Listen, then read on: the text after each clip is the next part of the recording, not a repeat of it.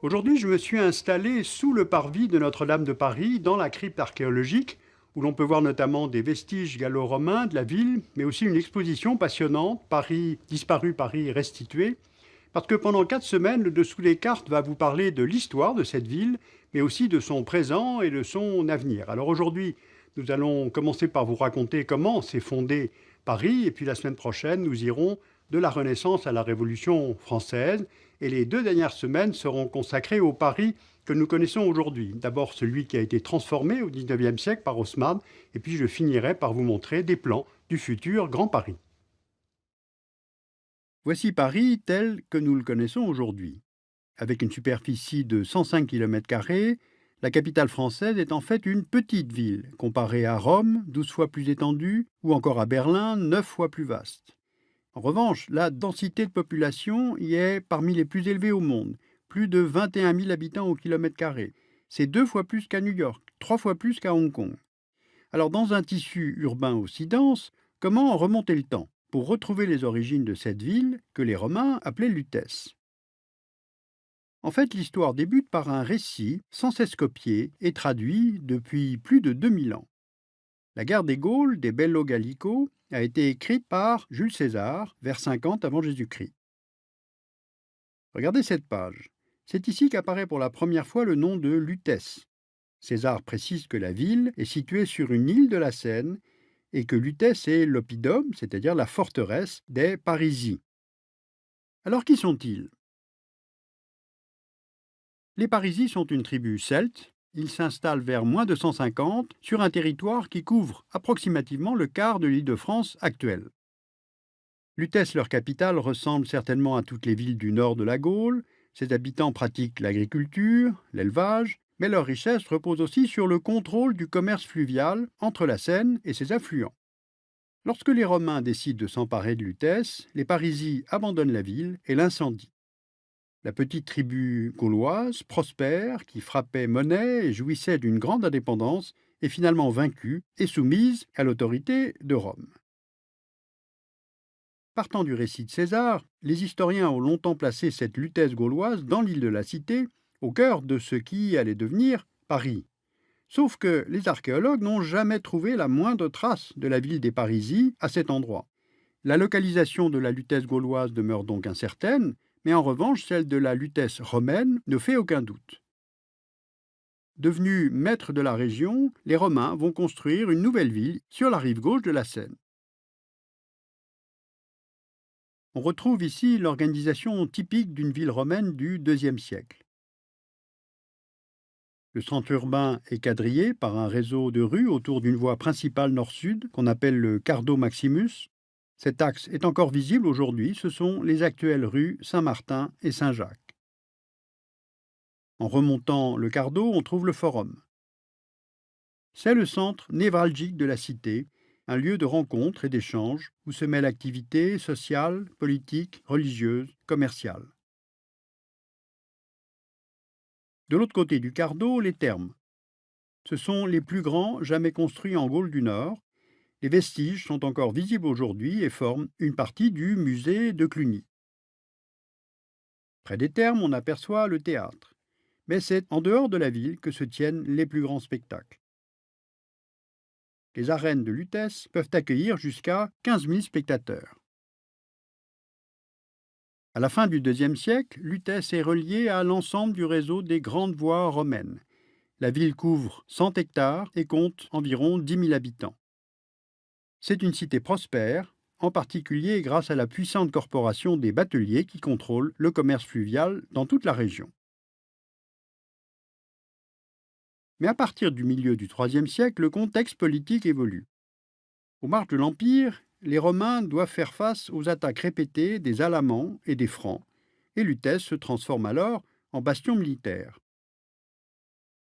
Difficile à défendre, la rive gauche est peu à peu désertée, et les grands monuments se métamorphosent en carrières de pierre. Les énormes blocs arrachés aux arènes ou au forum sont acheminés jusque dans l'île et servent à l'édification de la première enceinte de la ville. Repliée sur son île, protégée par son rempart, Lutèce a perdu les 3/4 de sa superficie, mais la ville continue malgré tout à vivre, toujours au rythme du fleuve. Ensuite, un autre fait va également contribuer à transformer la cité gallo-romaine.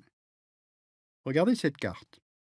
Voici en bleuté les principales régions christianisées au début du IVe siècle. Et en 313, l'empereur Constantin fait de la religion chrétienne la religion de l'Empire. La ville devient alors le siège d'un évêché. C'est à peu près à cette époque que le nom de Lutèce est abandonné au profit de Paris. Puis à partir de la fin du Ve siècle, Clovis, converti au christianisme, unifie les royaumes francs, annexe les derniers territoires gallo-romains et chasse les Visigoths. Et pour la première fois de son histoire, Paris devient une capitale, celle du royaume des Francs. Mais au fur et à mesure que le territoire des Francs s'agrandit, Paris perd de son influence politique. Charlemagne, devenu empereur, abandonne la ville et fixe sa capitale à Aix-la-Chapelle. Paris est alors délaissé et surtout mal défendu. Résultat, à partir de 845 et à 4 reprises, les Vikings remontent la Seine, incendient les églises, pillent les monastères et saccagent la ville. Paris va mettre du temps à se reconstruire et c'est probablement pour protéger ces faubourgs naissants qu'une enceinte de terre et de bois est édifiée sur la rive droite de la Seine. À partir du XIe siècle, cette partie de la ville se développe car elle offre des débouchés naturels aux grandes voies du commerce terrestre. Le poisson de la mer du Nord et de la Manche arrive par la rue Montmartre, les draps du Nord par la rue Saint-Denis, les céréales par la rue Saint-Honoré. Les marchés existants sont alors transférés rive droite et les halles de Paris sont créées en 1137 au carrefour des voies d'approvisionnement terrestres et fluviales. Les halles sont sans cesse agrandies et elles vont rester à cet emplacement pendant près de 900 ans jusqu'à leur démolition en 1971. L'île de la Cité connaît aussi de profondes transformations. Sur l'emplacement d'une grande église romane, l'évêque de Paris, Maurice de Sully, décide de l'édification d'une cathédrale dédiée à Notre-Dame. La première pierre est posée en 1163 et la construction va durer près de 2 siècles. L'édifice, de style gothique, est impressionnant. 40 mètres de large, 128 mètres de long. Notre-Dame peut alors accueillir près de 5000 fidèles, ce qui en fait l'une des plus vastes cathédrales de l'Occident médiéval. Pendant tout le XIIe siècle, Paris connaît un essor sans précédent. Mais le pouvoir royal des Capétiens reste fragile. Regardez cette carte. En violet, voici le domaine royal en 1180. Les hachures matérialisent ce que les historiens appellent les fiefs mouvants de la couronne. Et enfin en rouge, les territoires sous l'autorité d'Henri II Plantagenet, autrement dit, le roi d'Angleterre.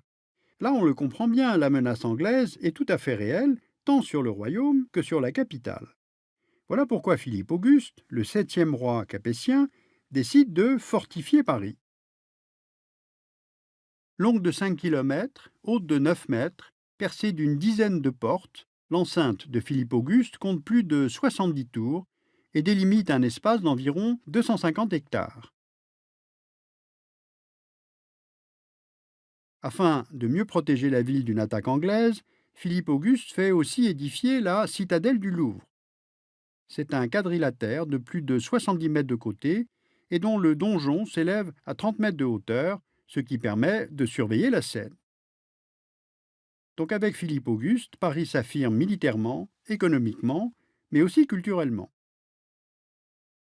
Au début du XIIIe siècle, l'école ecclésiastique de Notre-Dame jouit d'une grande réputation et attire des étudiants venus de l'Europe entière, mais certains professeurs, désireux de se soustraire de la tutelle de l'évêché, vont s'installer rive gauche et fonder des écoles indépendantes. Et l'une des plus célèbres sera créée ici par Robert de Sorbon et deviendra la Sorbonne.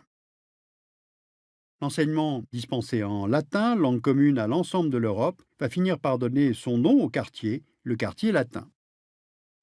Le rayonnement de Paris se poursuit avec l'avènement de Louis IX, plus connu sous le nom de Saint-Louis. Saint-Louis restaure la résidence royale et surtout fait édifier la Sainte-Chapelle. Commencée en 1243 et achevée en 5 ans, la Sainte-Chapelle est un joyau de l'architecture gothique et elle est construite pour abriter les plus précieuses reliques du royaume. Au lieu de la chrétienté, Paris connaît une poussée démographique sans précédent. 25 000 habitants en 1180, au début du règne de Philippe Auguste, plus de 200 000 un siècle et demi plus tard. Paris est alors la plus grande métropole d'Europe. Sauf qu'elle est 2 fois fragilisée. D'abord par un fléau, la peste noire, qui s'abat sur l'Europe et atteint Paris en 1348, faisant 80 000 victimes. Et puis d'autre part, la guerre de Cent Ans, qui oppose une fois encore la France à l'Angleterre. Voilà, ce premier voyage dans l'histoire de Paris s'achève avec cette restitution de la ville à la fin du Moyen Âge. La semaine prochaine, nous verrons comment de nouvelles idées s'introduisent dans ce Paris médiéval. Elles viennent d'Italie. Et avec l'étude de plans comparés successifs, nous essaierons de comprendre l'évolution de l'histoire de la ville, de la Renaissance jusqu'à la Révolution française. Et vous verrez, certains de ces plans sont de véritables œuvres d'art. Alors si vous voulez retrouver les débuts de l'histoire de la capitale, vous pouvez lire Et Lutèce devint Paris, Métamorphose d'une cité au IVe siècle, édité par Paris Musée.